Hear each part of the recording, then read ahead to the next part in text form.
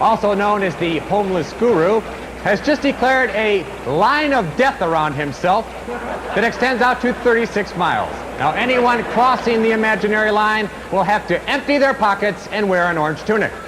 Now, this ordinance applies no matter where the Bhagwan is at any given moment, so watch out. I'm Danny Breen, and we'll interrupt with more bulletins later, but only if it's, a big one like the Hindenburg or Pearl Harbor. So, have a happy. Ladies and gentlemen, Dennis Miller.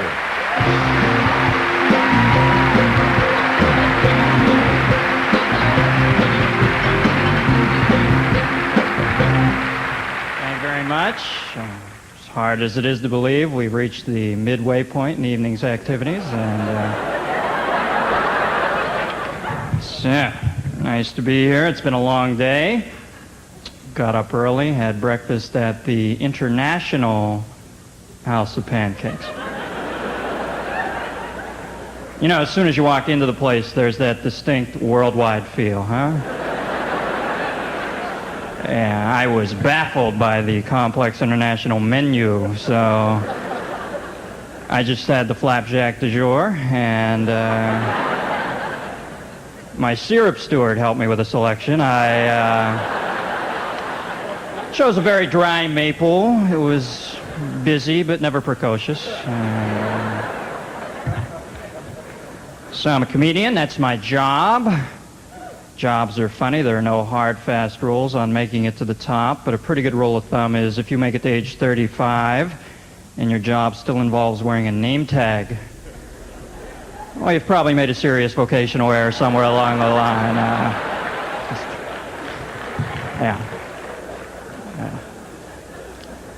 I think the easiest job in the world has to be coroner. Surgery on dead people. A lot of leeway there, huh? What's the worst thing that could happen?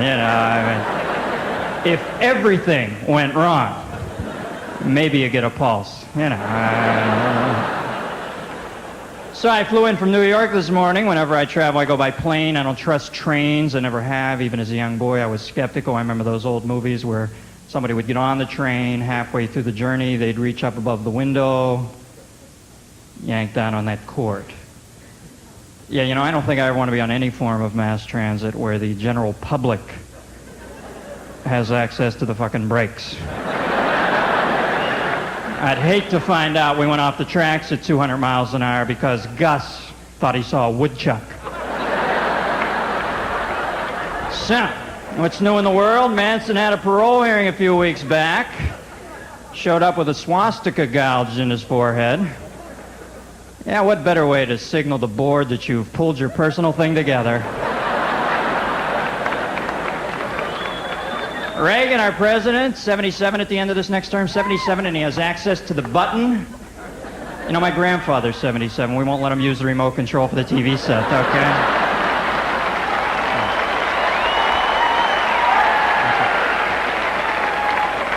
Yeah. Thank you for making me feel like Buford Pusser.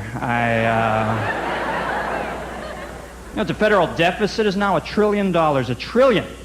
And it goes up all the time. You know what that means? Somewhere out there, there's somebody who still insists on lending us money.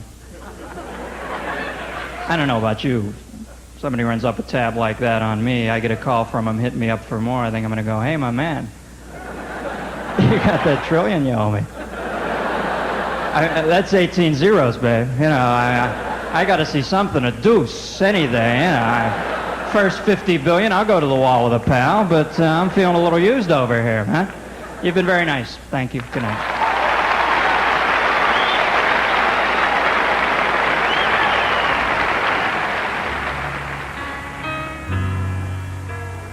When you look at a child, what do you see? Hope? Promise? A simplicity that touches your heart? Winter's cold, summer's hot. But for some children, life isn't simple or beautiful. On Skid Row in L.A., you'll find 1,000 children under the age of 12. Tired to cry. Dream together with their parents, they're trapped in a place that looks like hell, a place where everyone feels condemned. Most of these children don't go to school, they don't have any friends, and they don't feel at home in welfare hotels or temporary shelters. You don't know how it is unless you've been here. There's people looking at you and you don't have your privacy. I'm not used to people watching me. I'm used to just being able to eat and not having someone stare at me while I eat. I know I'm not a grown-up, but it's kind of like I have to be one for a while until we get out of here. Then I can go back to being a kid. What these children need are clean homes to grow up in, safe areas to play in. Comic relief. It's no joke. Call now.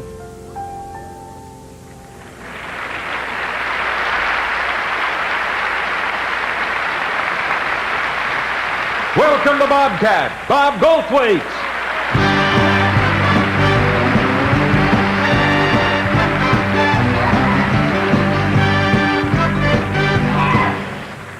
Thank you very much, man. Thank you very much. Thank you very much. Thank you very much. It feels. Thank you. Thank you very much. Thank you very much. It feels good to me. Thank you very much. It feels good to.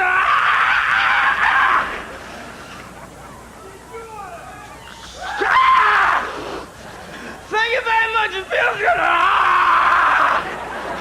Scott Bell is the Antichrist.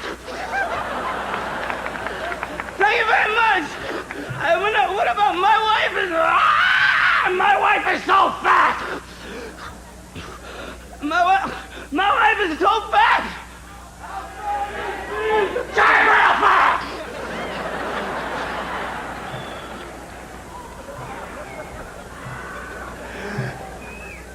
I don't have a joke for everything, you know. See, thank you very much. It feels good to be here tonight. Oh, yeah. 39 million people watching me. Oh, it feels real good to be here. I am every parent's dream. Hi, is your daughter home?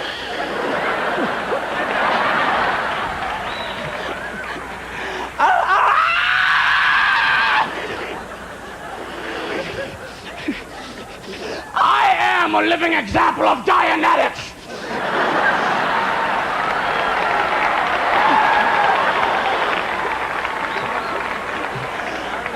Charlie Weaver, Wally Cox, Paul Lynde, dead. Apparently there's something a little bit more mysterious about the secret squares than they had led you to believe. You know, this is a true story. I got done with my performance one night, and this woman came up to me and said, "Oh, I really liked your act. Would you like to come over to my house and do some cocaine?" Yeah, I'm the guy you want wired in your apartment.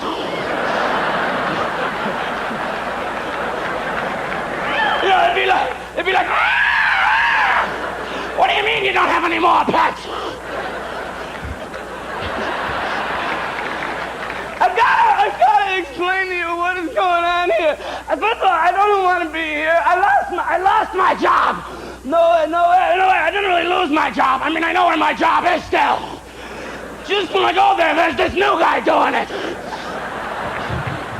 Okay, I'm really nervous, and I didn't want to do the show, and then, I was getting ready to do the show, and I remember that, a lot of people, you know, they sing better in the shower because they're more relaxed.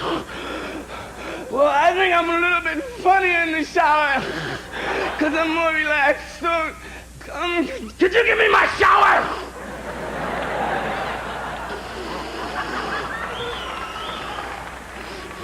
This is gonna take a minute.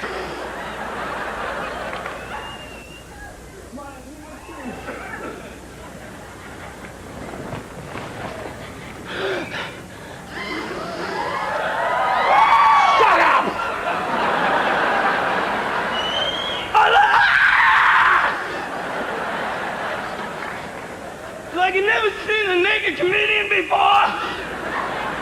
Did you get this? Okay, let it rip. Ah! Ah! It's cold. Ah! It's freezing. My dick is in my chest.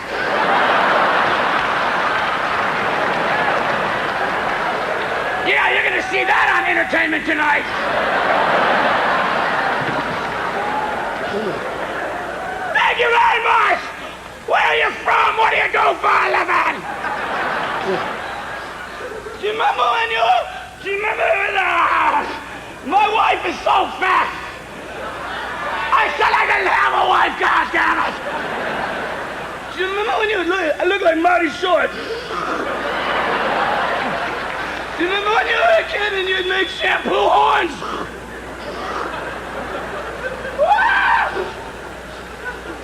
If I touch this thing, let's watch the fun.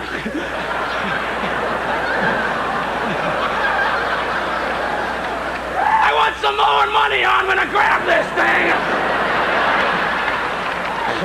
This could suddenly become a benefit for my girlfriend. No way, I lost my girlfriend. No way, I didn't really lose my girlfriend. I mean, I know where she is still. Just when I go there, there's this new guy doing it. I've gotta go. Good night. Bye. Woo, my nipples.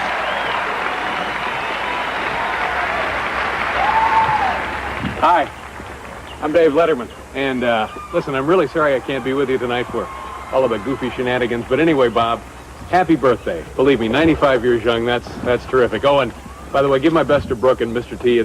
I know it's going to be a great show. Now, the deal on us, NBC has us out here in the wilderness. It's kind of a, programming retreat, and we're here to toss around ideas on how we might deal with the threat of cable television. Some threat, huh, boys? Yeah, we were real scared. Hey, Dave, you know what I love the most about cable? It's the bill that you get from them every month.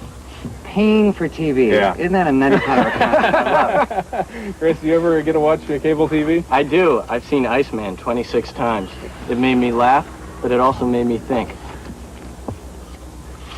Yeah, and of course, Paul Schaefer here and Chris Elliott. Hello. And also with us on the trip today is NBC News anchorman Tom Brokaw. By the way, Chris, where's Tom? He's hanging back a little bit. He said something about chafing. I think he has the same problem on the nightly news, doesn't he? I don't work the news. Yeah. Okay, listen, we got a full day of hiking ahead of us, so we're gonna get on with it right now. Chris, do me a favor, just for like a couple of miles. Do you mind carrying this stuff? Sure, Dave. I'll grab it. All right, because I have that lower back thing. I understand. I was at the driving range a couple of days ago. I understand. I put like 2 buckets of balls in it. Sure. They're not completely. Sure. Chris, Okay, can you get great. mine too? Sure, Paul. Be a I'll carry dear. it for you. Thanks Sure. a lot. Ray.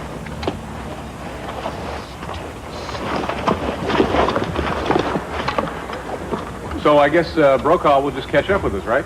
Yeah, we'll just go on ahead. Okay.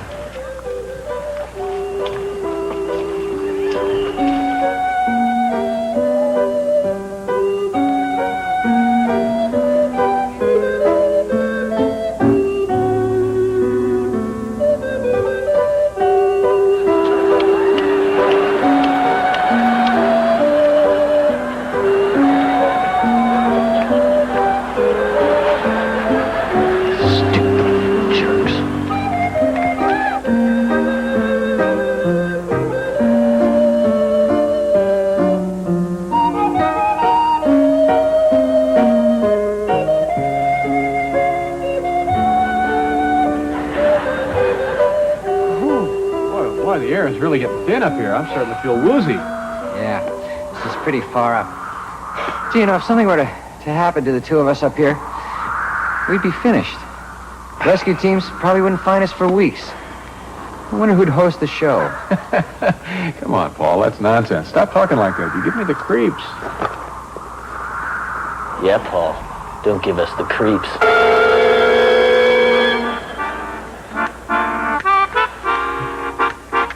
That's why the lady is a tramp.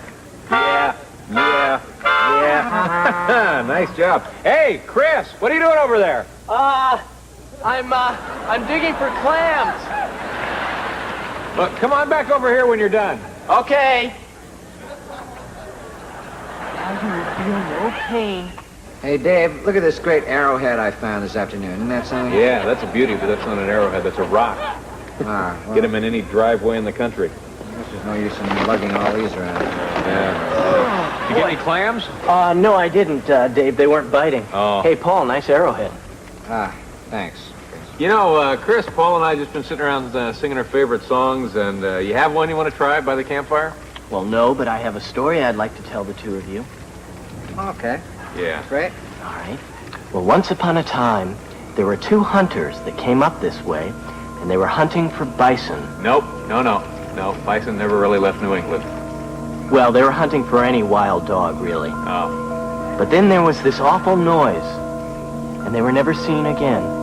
Isn't that awful? Hey, Chris, isn't that Brokaw's ring you got on there? Why, yes, it is, Paul. Thank you very much.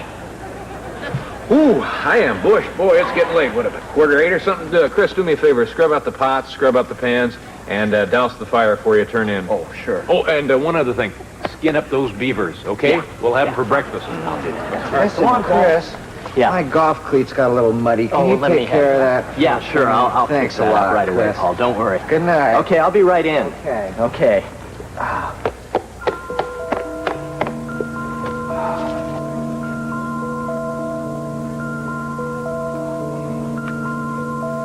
It's time again.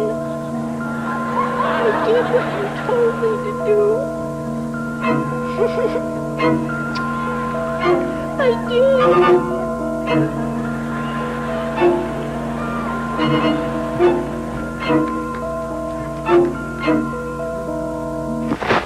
Hi, boys! Mommy's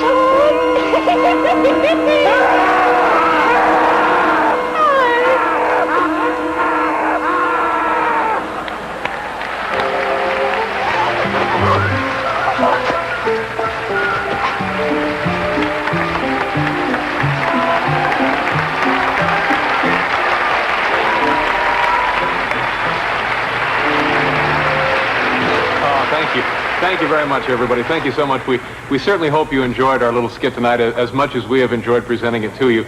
But more importantly, we hope that you understood what we were trying to say. Thank you again.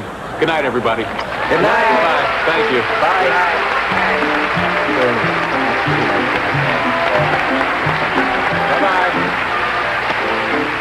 Thank you, David, Paul, and Chris, and thank you all very much from all of us here at Comic Relief. This has been a pretty amazing night, I know, and we've just been...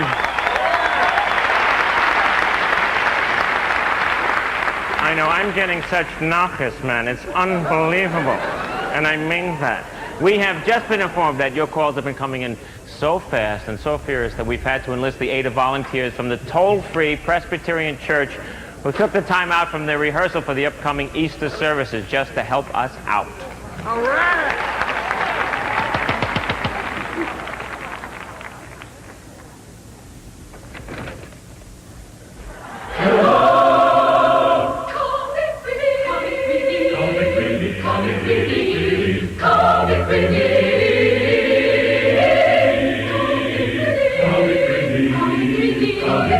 What is the name? What is the pledge? Thank you for calling.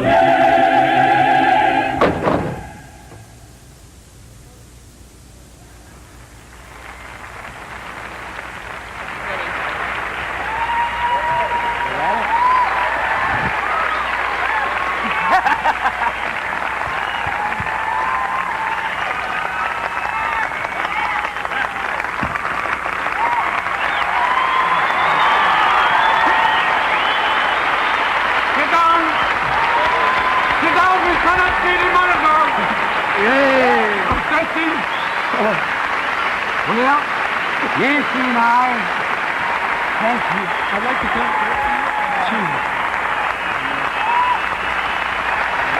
Let's take one of those company bows.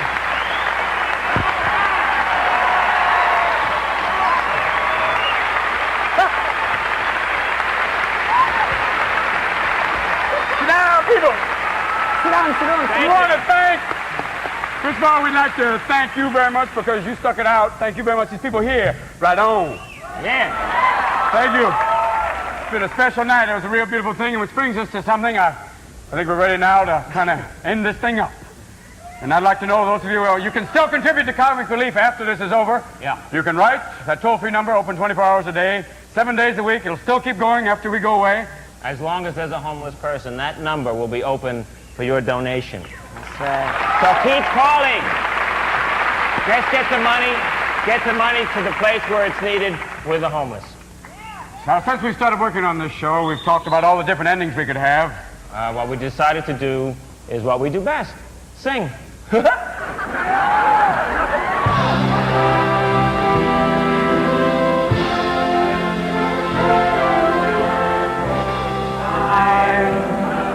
When the world is split in half and you seem to be knee-deep in grief, there comes a time when you sure could use a laugh. That's the time when we call for comic relief.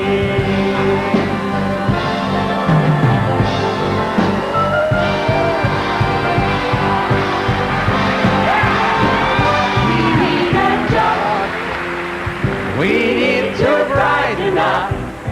We need a way to say we're gonna change our luck. We need a lift. We need a lift. We need to lighten up. We need a way to say that life don't really suck. We need a joke. We need to brighten up. We need a way to say we're gonna be just fine. We need a lift. We need a lift. We need to lighten up. We're here to fill your life with laughter line by line. You know, the last girl I made love to, I said, was it good for you? She said, you know, I don't think this is good for anybody, Gary. Because he wanted to see Type 5. The woman who drove me to drink, and I never did have the courtesy to thank her for it. When they ship styrofoam, what do they pack it in?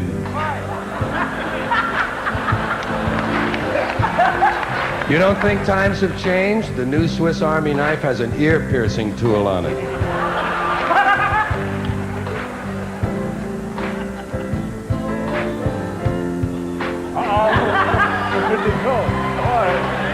All right, I'll take it. If it weren't for pickpockets, I'd have no sex life at all. We really do not want to know.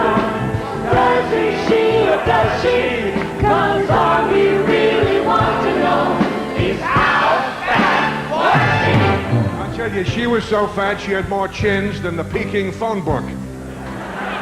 She was so fat that when they pierced her ears, gravy came out.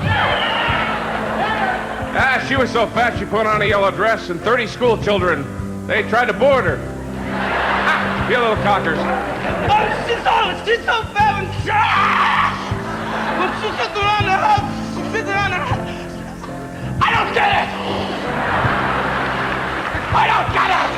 She was so fat, she wore Orson Welles designer jeans.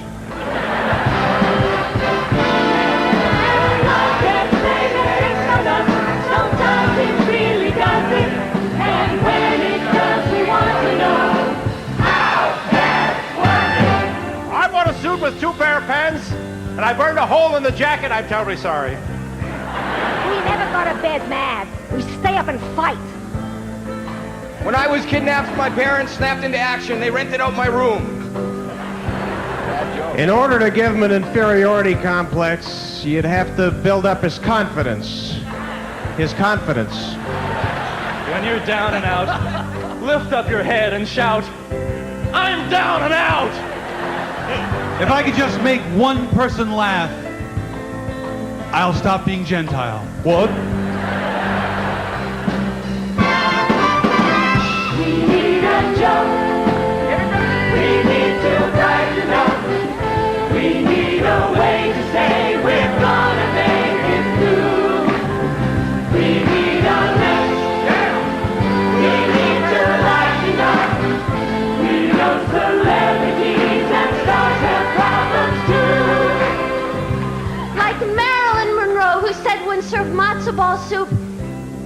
only part of the matzo you can eat. Like Ronald Reagan, who said, "I'm not your typical politician. I don't know how to lie, cheat, and steal. I always had an agent for that." Like Miss Piggy, who said, "I may be a little bit have an eating problem, but I never eat more than I can lift." Like Tallulah Bankhead, who said, "I am as pure as the driven slush." Like Dorothy Parker, who said, "One more drink and I'll be under the host."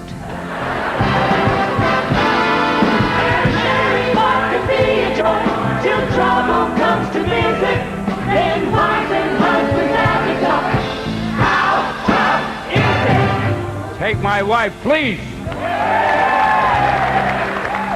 In Russia, when you say, "Take my wife, please," you get home, she's gone. I like a woman with a head on her shoulders. I hate necks. My husband is so short he has to undo his fly to blow his nose. Mi esposa está tan fea que cuando ella usa feminine hygiene black flag. I lost 120 ugly fat pounds. I divorced my wife. Then there are jokes to people tell, where thinking can be fuzzy. You wonder who can be that dumb. How dumb was he? Why did the chicken stay on this side of the road? Because he was too chicken. Say, James, when the agent swam by, why didn't the shark eat him? Professional courtesy, Mac? My sister married an Irishman. Oh, really? No, O'Reilly. So tell me, how old is your car? My car is so old, the clock on the dashboard is a sundial. Tell me, do you smoke in bed? I don't know. I never looked. Did you know what Imelda Marcos said to Ferdinand Marcos? I can't believe Spielberg didn't get the nomination! You know what you call a comedian who doesn't get laughs? A philosopher. I used to work in a restaurant that was so bad, the flies in my soup demanded tips. Finally, the line of death. I just read Gaddafi's biography, Gone with the Windbag.